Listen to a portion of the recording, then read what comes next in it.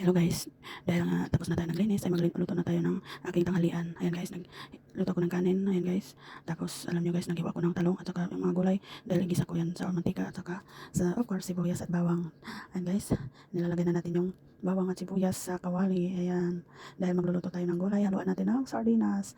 Ayan guys, halo natin dun sa gulay. Ayan, namikos-mikos natin yung sibuyas at saka bawang. Ayan, dahil igisa natin yung talong. And guys, isang pirasong talong ang kinuha ko. Tapos yan, hiniwa ko, may mga dahon na hinahalo ko. Yan, at igisa na natin yung talong gulay, gulay. Ayan guys, yung mga vegetable natin, himikos-mikos natin sa kawali, of course, para maluto siya. Ayan guys, inimix, hinahalo-halo natin yung gulay. Ayan.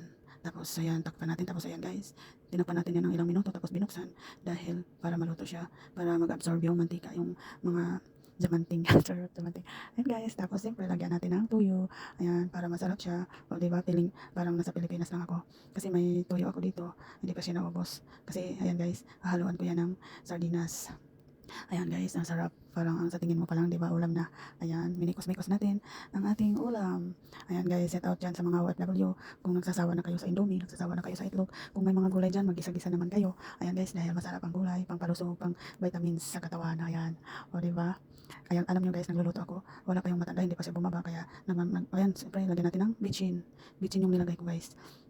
Kasi hindi ko na nilagyan ng asin kasi marami ng tuyo. Ayan. Yung amo ko hindi pa siya bumaba. And guys, tapos lagyan na natin ng ayan, sardinas. Ayan, tinapa. Sa Bisaya, tinapa. Ayan, sardinas, ihalo natin sa gulay para mas masarap ang lasa. Ayan guys. Yung di ba yung iba sabi nagsasawa na sila ng sardinas, pero dito sa amin guys, hindi ako nagsasawa ng sardinas kasi minsan lang dito yung sardinas. Ayan guys. O di ba, himikos-mikos natin sa gulay. Ayan, imikos-mikos yung gulay para mahalo-halo. With sardinas. Ayan, takpan natin yan para siya maluto yan. Ang kanin natin ay parang luto na siya. And guys, o diba guys, kumukulo-kulo. Ang sarap. And guys, pag nakatikim kayo, makalimutan yung pangalan nyo guys. Siyempre, lagyan natin ng tubig na konti para hindi siya maalat kasi parang piling ko maalat siya kasi dami yung tuyo. Pero alam nyo guys, ang sarap pala. Alam nyo guys, habang nagluluto ako yan, hindi ko siya tinikman. Nakatikim lang ako nung tapos na nung kumain ako. Hindi ko na siya tinitest. Ayan guys, mukhang luto na siya guys. Dahil, ayan guys, kumukulo-kulo na siya. Parang ang sarap. Ayan, tapan natin ng saglit para naman mag-absorb masyado yung ano. Tapos yung kanin natin, bibisitahin, luto na. Ayan guys. O diba, wow. Kumukulong-kulo na. Diba guys, o mikos-mikos natin. Mikos-mikos yung gulay para masarap. Ayan. Ayan guys. O sa mga Wow. OFW dyan, magluto na kayo ng gulay. Maraming gulay dyan sa inyo, diba?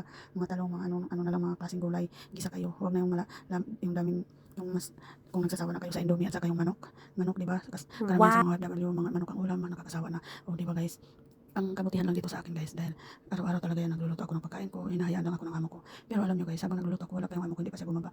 Alam nyo guys, bago makababa yung amo ko, malinis na ang kusina, hindi niya alam na nagluto na pala ako. Hindi niya alam na kumakain ako dahil pagkatapos ko kumain, hugasan ko yung mga kinainan ko, tapos ibabalik na sa mga kabinet yung mga kaldero, o diba, pagbaba ng amo ko, wala na, o diba? Yan guys, tapos na guys, kakain na tayo. Yan, magaling na. Thank you for watching, God bless.